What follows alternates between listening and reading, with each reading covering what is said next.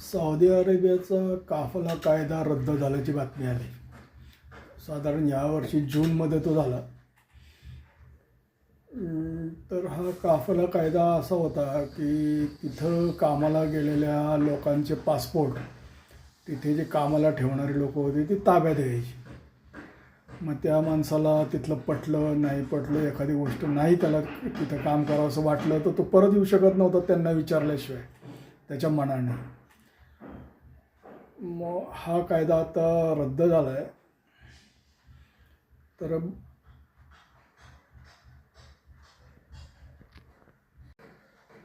असं बातम्यांमध्ये तरी सांगितलं जात आहे. मग आता खरं किती खोटं किती ते तिथं गेल्याशिवाय हे कळणार नाही. कागदोपत्री रद्द झालं आहे आणि आता तिथे परिस्थिती काय आहे हे आपल्याला काही सांगता येत नाही. यामुळं थोडंसं अमेरिकेची दुटप्पी भूमिका, थोडंसं त्या गोष्टीला आळा पडलेला आहे.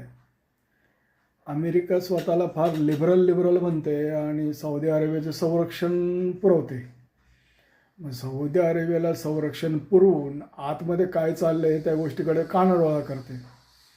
ही दुटप्पी भूमिका जगापुढं आली. अनेक संघटनेनी ह्या गोष्टीला ह्युमन ट्रॅफिकिंग, स्लेव्हरी या गोष्टी त्याच्यामध्ये दिसतात म्हणून विरोध केला आणि आज त्यांच्या प्रयत्नांना यश आलं आहे. ही चांगली गोष्ट आहे. पण पूर्वीच्या काळी असं नव्हतं.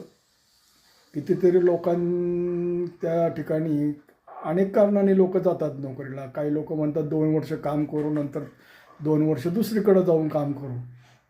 पण ती परिस्थिती, ती लोक, त्यांची मानसिकता इतकी बिघडून टाकायचे की त्यांना तिथून पुढे काही उमेदच राहायची नाही की तो माणूस तिथंच आयुष्यभर पडून राहावा, त्यांचीच सेवाच करावा अशा पद्धतीचं त्यांनी त्यांची मानसिकता करून टाकायची. त्यामुळं आता ह्या गोष्टीला आळा बसेल. थोडं मानवतेच्या दृष्टीने थोडीशी चांगली गोष्ट घडलेली आहे. जगात इंटरनॅशनल कायदा आहे असा की कुठलाही एम्प्लॉयर हा एम्प्लॉईचा पासपोर्ट ठेवू शकत नाही. हा जगाचा कायदा होता. पण यांचे लाड जग करत होतं. आता हे लाड बंद झाले. याबद्दल मला आनंद आहे.